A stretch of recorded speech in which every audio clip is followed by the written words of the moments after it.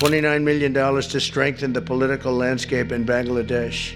To build that military base in Bangladesh to counter Chinese influence, and the Bangladeshi prime minister doesn't want to do it.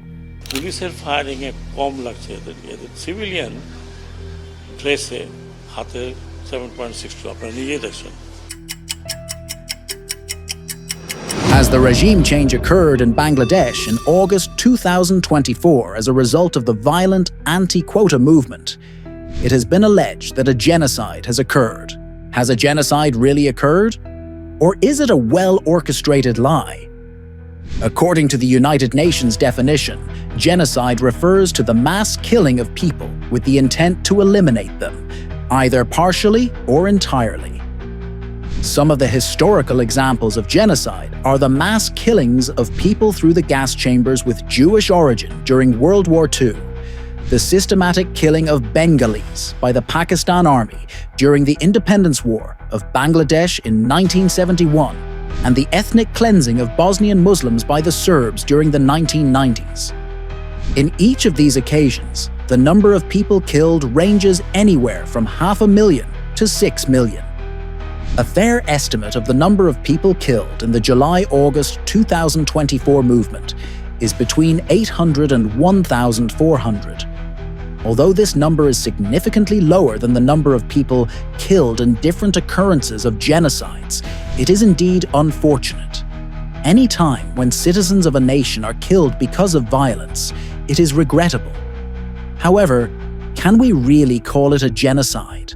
At best, we can conclude that the government should have handled the situation better and should take responsibility for the unfortunate loss of lives. Why then is the current regime led by Professor Yunus trying to persuade the international community that a genocide has taken place?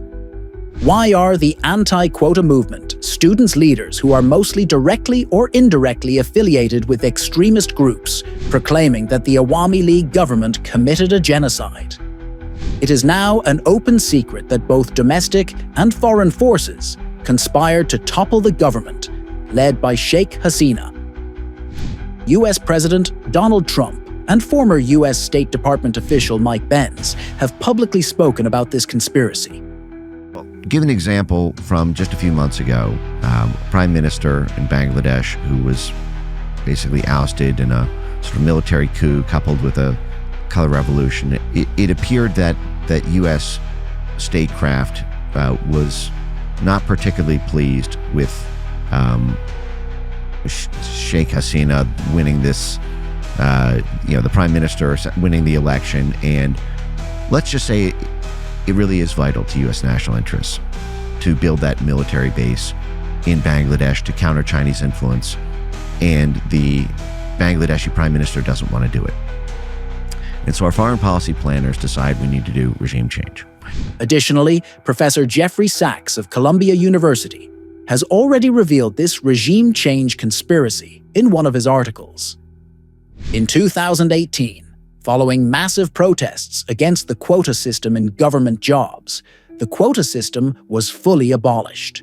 However, on June 23, 2024, the High Court mysteriously reinstated the quota system. Within just 3 weeks, the protests escalated into a violent movement, something no one had predicted. Why did all of a sudden an issue that was resolved surfaced with this intensity? Bangladesh, since its independence, has time and again witnessed violent political protests, often involving arson and vandalism. In response, the different regimes used force to suppress these movements through different means. But never before has the 7.62 caliber bullet been used in such a manner. So, why did then the Awami League government decide to use military-grade bullets against the students, particularly if the protest was peaceful? It could easily use conventional means to suppress the protest. Can a government be so naive? On August 1st, 2024, Protham Alo published a report stating that 212 people were killed in the last 2 weeks of July.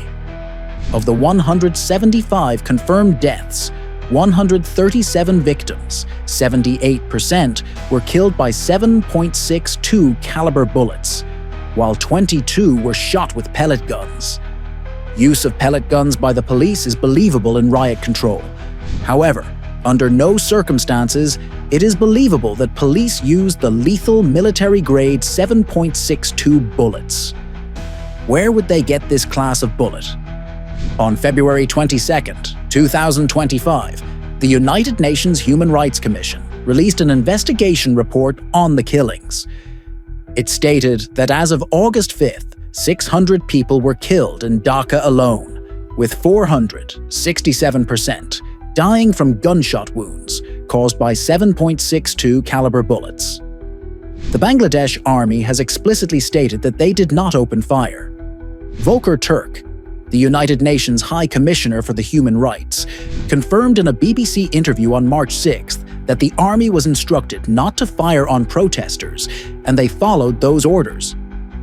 We actually gave the warning to the army that if they get involved, it means that they may not be able to be a troop contributing country anymore.